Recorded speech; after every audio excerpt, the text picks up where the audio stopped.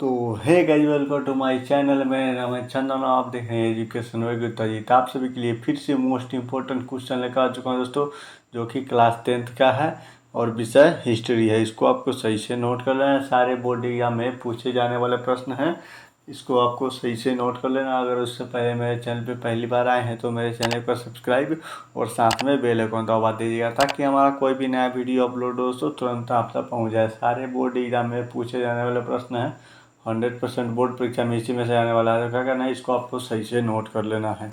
तो चलिए बिना समय का क्वेश्चन को जाते हैं। तो आपको पहला नंबर, इटली एवं जर्मनी वर्तमान में किस महादेश के अंतर्गत आते हैं दोस्तों? इटली एवं जर्मनी वर्तमान में किस महादेश के अंतर्गत आते हैं? तो आपका इसका राइट आंसर, एक के राइट आंसर डी हो जाएगा, यूरोप के अंतर्गत आते हैं। इसको आपको सही से नोट करना है। एक के राइट आंसर डी हो जाएगा, यूरोप हो जाएगा। इसको आपको सही से नोट कर लेना है। तो चलिए अगले क्वेश्चन को चलते हैं। तो आपको 2 नंबर, राष्ट्रवाद की अवधारणा का जन्म किस घटना से माना जाता है? तो इसका राइट आंसर, 2 के राइट आंसर डी हो जाएगा, फ्रांस और क्रांति के घटना के नाम से माना जाता है। इसको आपको सही से नोट कर लेना है। तो चलिए अगले क्वेश्चन को चलते हैं। तो आपको 3 नंबर, नेपोलियन संहिता किस वर्ष लागू की गई थी? तो नेपोलियन संहिता किस वर्ष लागू की गई थी? तो आपका इसका राइट आंसर, 3 के राइट आंसर डी हो जाएगा, 1804 ईस्वी में नेपोलियन संहिता लागू की गई थी। इसको आपको सही से नोट कर लेना है। तो चलिए अगले क्वेश्चन को जाते हैं। तो आपको 4 नंबर, वियना सम्मेलन का अध्यक्ष कौन था दोस्तों? वियना सम्मेलन कांग्रेस का अध्यक्ष कौन था? तो आपका इसका राइट आंसर, 4 का राइट आंसर डी हो जाएगा, मेटरनिक हो जाएगा। इसको आपको सही से नोट करना है, जो कि वियना सम्मेलन के अध्यक्ष थे मेटरनिक। इसको आपको सही से नोट करना है। तो चलिए अगले क्वेश्चन को जाते हैं। तो आपको 5 नंबर, मेटरनिक कौन था? मेटरनिक कौन था? तो आपका इसका राइट आंसर, 5 का राइट आंसर ये हो जाएगा, ऑस्ट्रेलिया का चांसलर था। इसको आपको सही से नोट करना। मेटरनिक कौन था? तो ऑस्ट्रेलिया का चांसलर।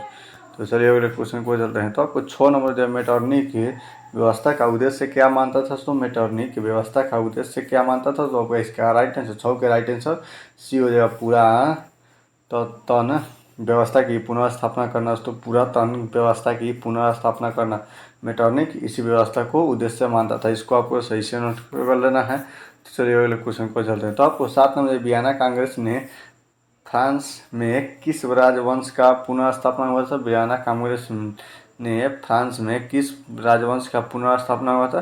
तो आपका इसका राइट आंसर, 7 के राइट आंसर ये हो जाएगा, बुर्बो वंश का पुनर्स्थापना हुआ था। इसको आपको सही से नोट कर लेना है।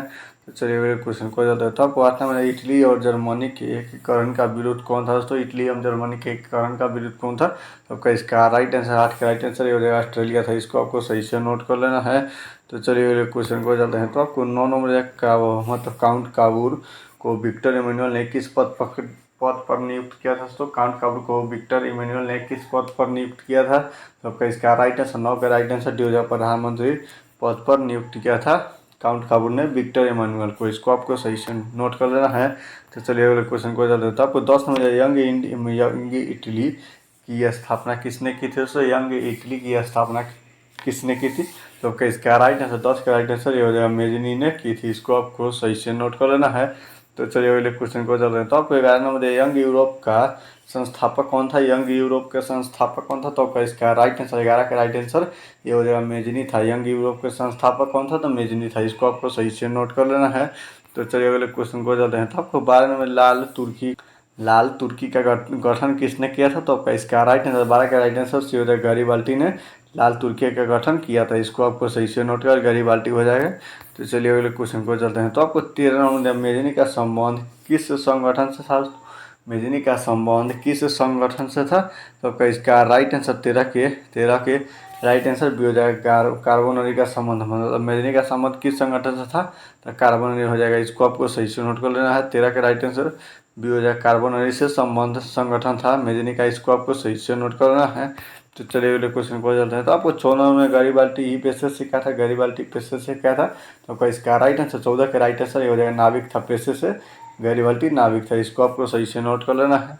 तो चलिए अगले क्वेश्चन को चलते हैं। तो आपको 15 में चालवे राइन क्या था दोस्तों? चालवे राइन क्या था? तो आपका इसका राइट आंसर, 15 के राइट आंसर ये हो जाएगा, शुल्क संघ हो जाएगा। चालवे राइन क्या था? तो शुल्क संघ हो जाएगा। इसको आपको सही से नोट करना। तो चलिए अगले क्वेश्चन को चलते हैं। तो आपको 16 में यूरोप वासियों पर सबसे अधिक किस देश से साहित्य, कला और ज्ञान की प्रभाव पड़ा था दोस्तों? किस देश से? तो आपका इसका राइट आंसर, 16 के राइट आंसर सी हो जाएगा, यूनान से। इसको आपको सही से नोट कर लेना है।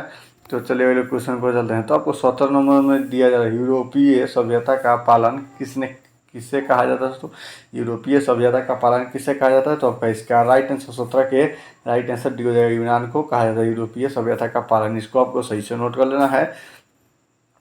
तो चलिए अगले क्वेश्चन को चलते हैं। तो आपको 18 में यूरोप का मरीज किससे कहा जाता था दोस्तों, यूरोप का मरीज किससे कहा जाता था। तो आपका इसका राइट आंसर 18 के राइट आंसर हो जाएगा, तुर्की को यूरोप का मरीज कहा जाता है। इसको आपको सही से नोट कर लेना है। तो चलिए अगले क्वेश्चन को चलते हैं। तो आपको 19 नंबर एड्रियानोपल की संधि 1829 के किसके मतलब किनके बीच हुई थी। एड्रियानोपल की संधि किनके बीच हुई थी। तो आपका इसका राइट आंसर 19 के राइट आंसर भी हो जाए, तुर्की और रूस के बीच हुई थी एड्रियानोपल की संधि। इसको आपको सही से नोट करना है। तो चलिए अगले क्वेश्चन को चलते हैं। तो आपको 20 नंबर जर्मन राज्य का गठन किसने किया था। तो आपका इसका राइट आंसर 20 का राइट आंसर ये हो जाएगा, नेपोलियन बोनापार्ट ने जर्मन राज्य का गठन किया था। इसको आपको सही से नोट करना। तो चलिए अगले क्वेश्चन को चलते हैं। तो आपको 21 नंबर सडेवा के युद्ध में किसकी पराजय हुई थी। तो आपका इसका राइट आंसर 21 का राइट आंसर ये हो जाएगा, ऑस्ट्रेलिया की पराजय हुई थी। इसको आपको सही से नोट करना है।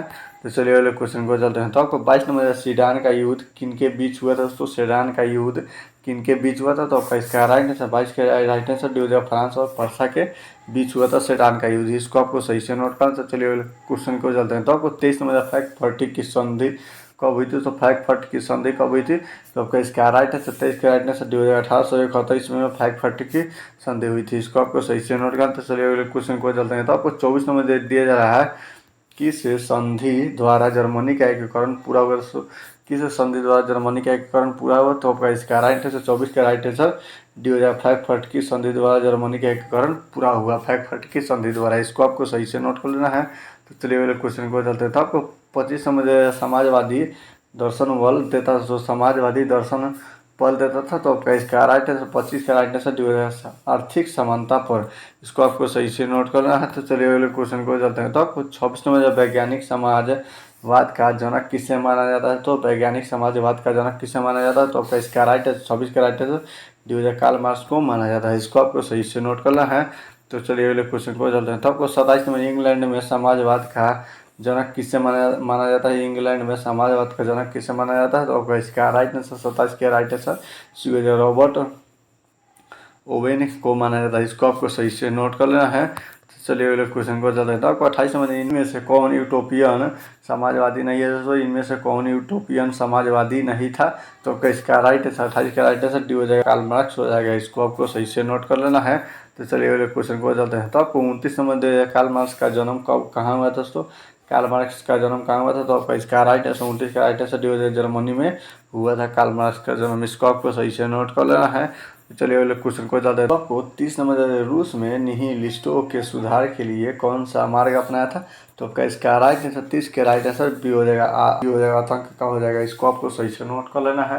तो उम्मीद करता हूँ कि वीडियो आप लोगों के लिए अच्छा लगा, और अच्छा लगा हो तो वीडियो को लाइक और चैनल पर सब्सक्राइब करते हुए जय हिंद जय भारत।